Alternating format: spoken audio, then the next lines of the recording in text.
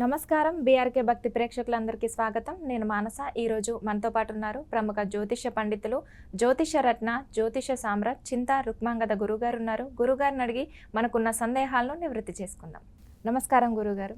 మాతృదేవోభవ, పితృదేవోభవ, ఆచార్య దేవోభవ.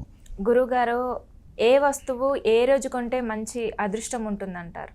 ఇక్కడ వస్తువు అన్నారు కాబట్టి మనిషి జీవితమే మెటీరియల్ లైఫ్. అంటే ఎన్నో రకాల వస్తువులపైన పడకపోతే మనిషి బతకలేడు. ఇప్పుడు అడవుల్లో నివసించే వాళ్ళకి డబ్బులు అవసరమే లేదు. ఇక్కడ వాళ్ళకి డబ్బులు పెడితే అక్కడ చెట్లు రాలి ఆకులుకునే విలువ కూడా ఆ డబ్బుకు ఉండదు. అడవిలో మనము సమాజంలో ఉన్నాం కాబట్టి మనకు డబ్బు కూడా ఒక వస్తువే. ఒక వస్తువు ఒక 2,000 రూపాయలు, 5,000 రూపాయలు, 1,00,000 రూపాయల వస్తువు ఒకటి ఉంటుంది. మనం హాల్లో అందరూ కనిపించేలా పెడతాం. అదే ఓ 500 రూపాయల నోటు ఉంటుంది. అది ఎక్కడంటే అక్కడ పెడతామా? లేదు, పెట్టాం. ఆ వస్తువేమో 1,00,000 రూపాయలు, అది మాత్రం పెట్టేస్తున్నాము. 500 రూపాయల నోటు అది మాత్రం ఎక్కడంటే అక్కడ పెట్టము. దీని విలువ కన్నా ఎక్కువ విలువైందని అక్కడ పెట్టేస్తున్నాం. రెండు వస్తువులు అని చెప్పాను నేను ఇప్పుడు. మరి ఎందుకు అలా పరిస్థితి? ఎందుకు పెట్టము 500 రూపాయల నోటు మాత్రం? అది కూడా వస్తువే కదా. దానైతే భద్రంగా లోపల పెడతాం, పై జోబులు కూడా లో జోబులు పెడతాం. అంటే వస్తువు రూపం మార్చుకున్నప్పుడు దాని యొక్క ప్రాధాన్యత, ప్రాశస్త్యం, వాల్యూ రకరకాలుగా మారిపోతాం. అదే 1,00,000 రూపాయల నెక్లెస్ హాల్లో పెడతామా? 1,00,000 రూపాయల విగ్రహం అయితే పెడతాం. ఓ 10,000 రూపాయల రింగు బాత్రూంలో మర్చిపోయి చేస్తే పరిగెత్తుకుని ఎత్తుకుంటాం. ఆ బాత్రూంలో 1,00,000 రూపాయలు వాషింగ్ మెషిన్ ఉంటే అంత పరిగెత్తాం. అంటే ఇక్కడ ఏమవుతుంది? వస్తువుల యొక్క రూపము, స్వరూపము, ఆలోచన, స్వభావము అన్నీ రకరకాలుగా మారిపోతున్నాయి. ఓ 10 రూపాయలు ఇచ్చి వాటర్ తాగుతున్నాము, 4,000 రూపాయలు ఇచ్చి వాటర్ బాటిల్ 1 లీటర్ ఉంది, 4,000 రూపీస్. విరాట్ కోహ్లీ లాంటి సెలబ్రిటీస్ తాగుతారు. అది మరి రెండు నీళ్ళే. ఆయన కూడా భూమిపైన ఉన్నాడు. అంటే ఇక్కడ ఏమవుతుంది? మన యొక్క ఆలోచన విధానాలు, మన అవసరాలు, మన యొక్క ఆశలు ఇవన్నీ ఏం చేస్తున్నాయి? మన యొక్క వస్తువుల యొక్క విషయాన్ని రకరకాలుగా మారుస్తున్నాయి.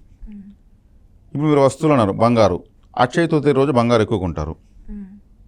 బర్త్డే వస్తే ఆ రోజు నా పుట్టినరోజుకి నేను పలానా నెక్లెస్ కొన్నాను పలానా అని కొనుక్కుంటున్నారు.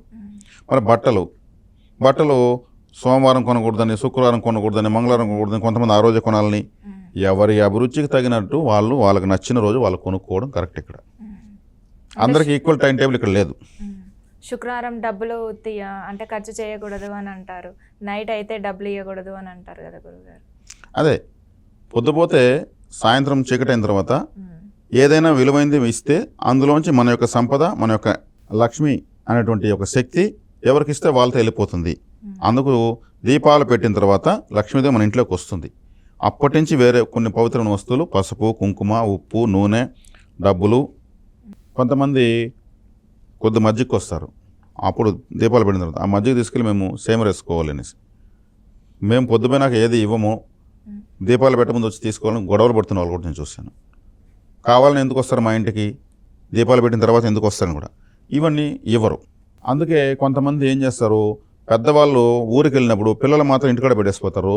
అప్పుడు వెళ్ళి రిక్వెస్ట్ చేసి వాళ్ళ గడ్డం పట్టుకుని ఇంట్లో పసుపు, కుంకుమ లేదంటే ఇంకేదో కూడా తీసుకొని వెళ్తారు. వాళ్ళ పిల్లలు తెలియకుండా ఇస్తారు. మరుసటి రోజు వాళ్ళ పెద్దలు వచ్చినప్పుడు ఆంటీ వచ్చింది ఇది తీసుకెళ్ళింది, లేదు మా మమ్మీ ఏదంటే కూడా అడుక్కొని తీసుకెళ్ళిందంటే వీళ్ళు వాళ్ళ మీద గొడవకి వెళ్తారు. అలా కావాలని వంటలుగా చేస్తున్న వాళ్ళు కూడా నేను చిన్నప్పుడు చూశాను. ఇప్పుడు ఆలోచనలు కొంత మారాయి. కాబట్టి వస్తువులు ఏ రోజు ఏది కొనాలి అంటే ఎవరికి అనుగుణంగా, ఎవరి ఆశలకు, ఆలోచనలకు అనుగుణంగా వాళ్ళు ఏ రోజైనా ఏదైనా కొనుక్కోవచ్చు. ఇప్పుడు ఇల్లు కాలింది, ఏం చేస్తారు? అందరూ చూస్తూ ఉంటారా? లేదు, ఆర్పుతారు కదా. అంటే రావుకాలంలో కాలుతుంది, రావుకాలం పోయినా ఆర్పుదామని వెయిట్ చేస్తారా? లేదు. అరే ఇది మినరల్ వాటరు, ఇది బిస్లరీ వాటర్, ఇది వద్దు మనం ట్యాంకర్ని పిలిపించి పోద్దామంటారా? కనిపించి నీళ్ళు ఎత్తి పోస్తారా? ఏ వాటర్ ఉంటే పోస్తారు, అంతే కదా. ఆకలేస్తుంది, నాకు దుర్ముహూర్తం ఉంది, దుర్ముహూర్తం పోయి నాకు తింటానంటారు. దాని ఆకలిని ఫేస్ చేస్తారా? ఆకలేస్తుంది, తినేస్తారు. కాబట్టి ఎవరికి ఏది సౌఖ్యవంతంగా ఉంటుందో అలా చేసుకోవడమే ఇక్కడ కరెక్ట్. వాళ్ళకి విజ్ఞానం కరెక్ట్.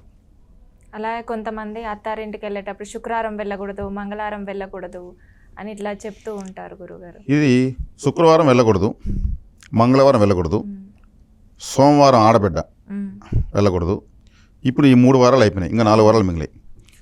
మిగిలిన 4 వారాల్లో చుక్క తూర్పుగా ఉంది వెళ్ళకూడదు అంటారు. ఒక వారం ఎగిరిపోయింది. ఇంకొక వారము ఈరోజు వారసోల అంటే ఈ వారం రోజు ఈ దిక్కుకు వెళ్ళకూడదు, ఇది అయిపోయింది, 6 అయిపోయినాయి. తర్వాత ఇంకొక రోజు మిగులుతుంది. అంటే ఏ రోజు అత్తగారింటి కానించి లేదా అమ్మగారింటికి వచ్చామో వారం ఆ వారం తిరిగి అదే రోజు వెళ్ళకూడదు, వచ్చిన రోజు వెళ్ళకూడదు అని అర్థం మనకి. ఇప్పుడు ఏమైంది, వారం కంప్లీట్ అయిపోయింది అంటే ఏ రోజు వెళ్ళకూడదు. సండే శుక్ర కూడా అంతే, వచ్చి ఆ సండే వచ్చి ఉంటుంది అత్తగారికి అమ్మగారింటికో అమ్మగారి అత్తగారింటి, అదే రోజు అదే వారం వెళ్ళకూడదు. వచ్చిన రోజు వెళ్ళకూడదు అంటే దాని అర్థం ఏంటంటే సేమ్ ఏ వారం వస్తే అదే వారం వెళ్ళకూడదు. సోమవారం, శుక్రవారం, మంగళవారం 3 ఎగిరిపోయినాయి. వారసులకు ఒకటి ఎగిరిపోయింది. తూర్పు వాళ్ళు వెళ్ళే దిక్కు చుక్క ఉంటుంది, ఏదో చుక్క ఉంది వెళ్ళకూడదు అంటారు. తర్వాత వచ్చిన రోజు వెళ్ళకూడదు అంటారు. ఇలా ఏమైంది, వారం కంప్లీట్ అయిపోయింది. ఇంకెప్పుడు వెళ్ళాలి? ఇది ఆచరణలో ఉండేదే. మరి ఎప్పుడు వెళ్ళాలి, ఎప్పుడు రావాలి? అవును, డౌట్ ఉంటుంది. వారసుల ఆచరణలో ఉంది, మంగళవారం శుక్రవారం ఆచరణలో ఉంది, ఆడబిడ్డ అమ్మగారింటి కంచి రాకూడదు అనేది ఆచారం ఉంది. 4 ఎగిరినాయి. వారసు మళ్ళీ తర్వాత చుక్క ఉంది, వచ్చే రోజు తిరిగి మళ్ళీ పోకూడదు అని ఉంది. మరి ఇట్లా ఉంది. మరి ఈ టేబుల్ ప్రకారం ఇప్పుడు నేను మీకు ఎలా సమాధానం చెప్పాలి? పెండ్లైన దంపతులను బంధువులందరూ పిలిచి వాళ్ళకి భోజనాలు పెట్టి వాళ్ళ ఇంట్లో 1-2 రోజులు పెట్టుకొని వాళ్ళకి బట్టలు పెట్టి డబ్బులు ఇచ్చి పంపిస్తారు. ఎందుకు అట్లా? ఆచారాన్ని ఆచారం కాదు, వాళ్ళు ఒక బిడ్డకు తల్లిదండ్రులు అయ్యే వరకు నవదంపతుల లెక్క. ఒక బిడ్డకు తల్లిదండ్రులు అయ్యే వరకు వాళ్ళ నవదంపతులే, పెండ్లి కొడుకు పెండ్లి కూతురు లెక్క. వాళ్ళు సంతోషంగా వచ్చి వాళ్ళ ఇంట్లో సంతోషంగా కడుపు నిండా తిని కొత్త బట్టలు పెట్టుకొని నవ్వుతూ వాళ్ళ ఇంట్లో వెళ్తే ఆ ఇంట్లో ఎవరికైనా పెళ్ళిళ్ళు కాకుండా పెళ్ళిళ్ళు అవుతాయి. ఆ ఇంట్లో చాలా శుభాలు జరుగుతాయి. అందుకు పోటీలు పడతారు. ఇప్పుడు వచ్చారంటే ఇప్పుడు కాంపిటీషన్ అయిపోతుంది. అంటే మనకెందుకు అవసరమా, వాళ్ళ పిల్లల్ని వాళ్ళ కూతురు కోసం మనం బట్టలు పెట్టడం అవసరం, ఇట్లా ఆలోచిస్తున్నారు. వాస్తవంగా చాలా గొప్ప విషయం. లక్ష్మీనారాయణలతో సమానం, శివపార్వలతో సమానం వాళ్ళు నవదంపతులు. ఒకటి తల్లిన తర్వాత మళ్ళీ పెట్టరు, ఈ విధంగా పిలిచి డిన్నర్లు మళ్ళీ పెట్టరు. కాబట్టి ఇక్కడ ఏరా అంటే ఇక్కడ ఇప్పుడు మారిన సమాజాన్ని దృష్టిలో పెట్టుకునేసి జనాలు కూడా మారాలని నేను చెప్తున్నాను. అంతే, కొంచెం అప్డేట్ అవ్వాలి. ప్రాచీన కాలంలో పద్ధతులు ఉన్నాయి. ఒకప్పుడు డైనోసార్లు ఉన్నాయి, ఇప్పుడు లేయర్ కోళ్ళు, బ్రాయిలర్ కోళ్ళు ఉన్నాయి. ఇవి అప్పుడు లేవు, అవి అప్పుడు ఇప్పుడు లేవు. అప్పటికి అవి కరెక్టు, ఇప్పటికి ఇవి కరెక్టు. కాబట్టి ఈ ఆచారాన్ని కూడా కొన్ని మనం సవరించుకునేసి మన పరిస్థితులకు అనుగుణంగా రాకపోకలు సవరించుకోవడం ఉత్తమం అని చెప్తాను. కొంచెం నాలెడ్జ్ ఇప్పుడు పరిస్థితులకు అనుగుణంగా మారాలని చెప్తున్నాను. అంతే.